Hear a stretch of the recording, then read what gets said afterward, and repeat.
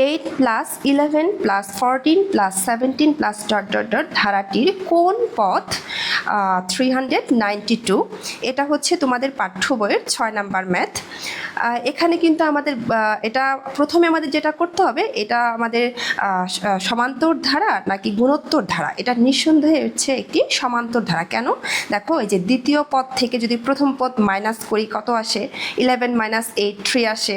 একইভাবে তৃতীয় পদ থেকে দ্বিতীয় পদ মাইনাস করলেও কত আসবে? 14 মাইনাস 11 ইকুয়াল টু হচ্ছে কি 3 আসবে। তার মানে হচ্ছে এটা আমাদের সমান্তর ধারা। এখানে আমাদের বের করতে বলা হয়েছে যে এই সমান্তর ধারার কোন পদ 392।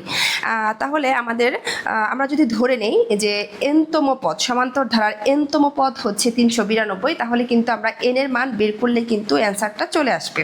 এই ক্ষেত্রে আমাদের যে সূত্রটা কাজে লাগবে সেটা হচ্ছে যে সমান্তর ধারার যে সূত্রটা, সেটা কি, যে কোনো সমান্তর ধারার প্রথম পদ যখন এ হয়, সাধারণ অন্তর যখন ডি হয়, তখন এনতম পদ কি হয়? A plus N minus 1 into D. এই সূত্র প্রয়োগ করে কিন্তু আমরা অঙ্কটার সমাধান করব। তাহলে খেয়াল করো, এখানে প্রথম পদ এর মান দেওয়া আছে 8 এবং সাধারণ অন্তর ডি কি হবে? 11 মাইনাস 8 3।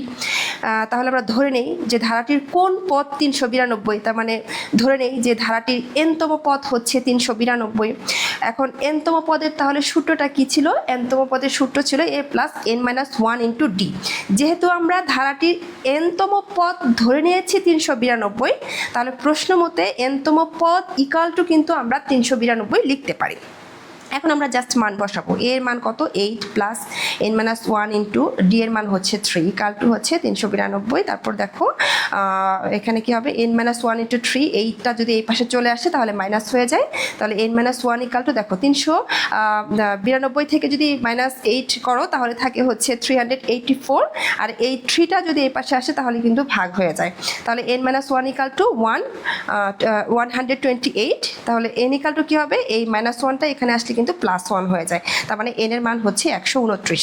তাহলে প্রদত্ত ধারার 129তম পদ হচ্ছে 392। এটাই কিন্তু আমাদের অ্যান্সার।